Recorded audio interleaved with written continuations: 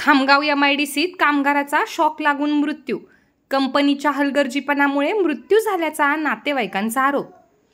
खामगाव येथे असलेल्या MIDCतील फेज 2 मधील एका लोखंडी आसाऱ्या बनवणाऱ्या कंपनीत काम करणाऱ्या 47 वर्षीय कामगाराचा शॉक लागून मृत्यू झाल्याची घटना दिनांक 22 मे रोजी सकाळी 12 वाजताच्या सुमारास घडली आहे। राजू विश्वनाथ सुलताने, वय वर्षे 47 असे मृत कामगाराचे नाव आहे।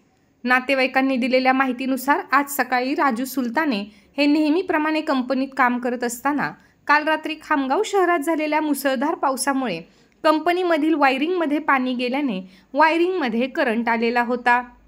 ही गोष्ट कामगार राजू सुलताने याला माहीत नसल्याने तो लोखंडी फॅन सुरू करण्यासाठी गेला असता त्याला जोरदार करंट लागला व त्याचा जागीच मृत्यू झाला।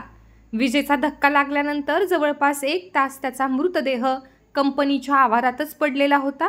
त्याला तात्काळ उपचार न दिल्यामुळे तसेच कंपनी मालक चालक यांनी निष्काळजीपणाचे कृत्य करून सुरक्षिततेची कोणतीही काळजी न घेतल्याने राजू सुलताने याचा मृत्यू झाल्याचा आरोप मृतकाच्या नातेवाईकांनी केला असून कंपनी मालकावरती तात्काळ गुन्हा दाखल करावा अशी मागणी कामगाराच्या नातेवाईकांनी केली आहे।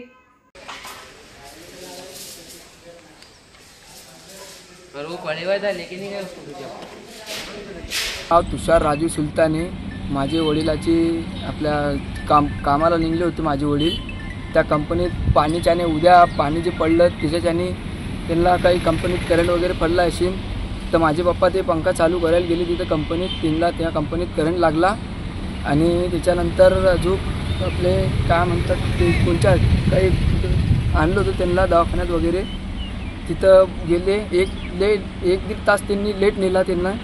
मग मला वापिस त्यांनी फोन लावला, मग मी घरून गेलो। मग तिथं पण त्यांनी सांगितलं नाही मला आणि पोलिसांनी लवकरात लवकर हे कार्यवाही त्यांच्या हातात घ्यावी। काय मागणी आहे तुमची आता? माझी मागणी फक्त एवढीच आहे की पप्पाला लवकरात लवकर पोलिसांनी कारवाई करावी, नाही तर मी तिथपर्यंत बॉडी हलवणार नाही। ते कंपनीत सेफ्टी वगैरे काहीच नाही, इन्शुरन्स पण नाही आहे त्या कंपनीचा। कंपनीत सेफ्टी वगैरे पहिली गोष्ट नसतेच त्या।